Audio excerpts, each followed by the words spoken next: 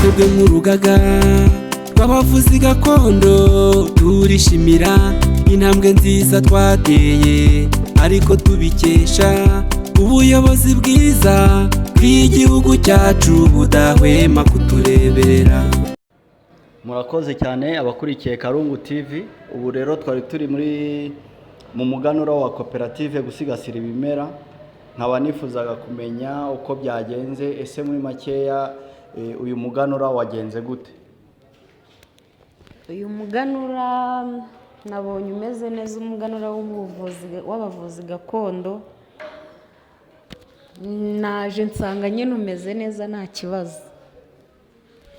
Ese mwabonye abantu bawitabiriye nta kibazo? Abantu bitabiriye, abantu bawitabiriye ari benshi cyane, bawitabiriye bafite ubushake bwinshi cyane, baje ari benshi.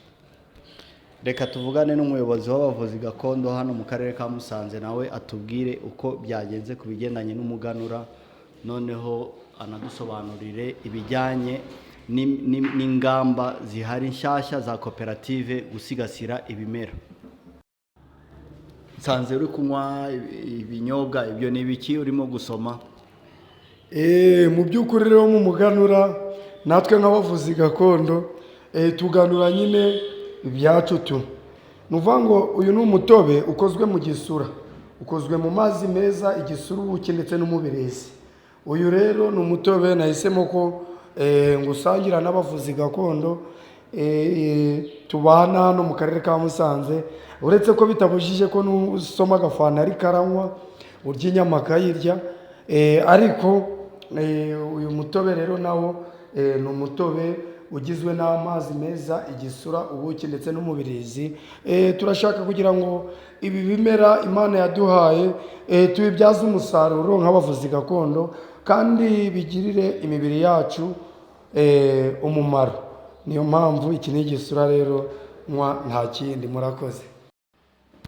Umuganura wabaye tariki 2 z'ukwezi kwa 8, ariko twe nk'abavuzi gakondo kubera gahunda yari ihari yo kugira dukore inama ya koperative gusigasira ibimera, tubihuza n'umuganura.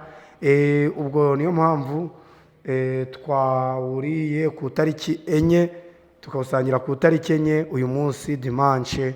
N'abagize koperative gusigasira ibimera murabona kandi ko ubundi tugezwe n'abantu bageze muri 50, ariko murabona ko haje 15 bonyine, abandi ntabwo tuzi impamvu. Ariko nk'abavuzi gakondo rero bo mu karere ka Musanze bagize koperative gusigasira ibimera twitabiriye turi benshi, kandi nta kibazo. Abaje namwe nta ribi, kandi mwabonye mu ngamba dufite harimo guhugura abavuzi gakondo mu buryo bugendanye no kuvura bugezweho.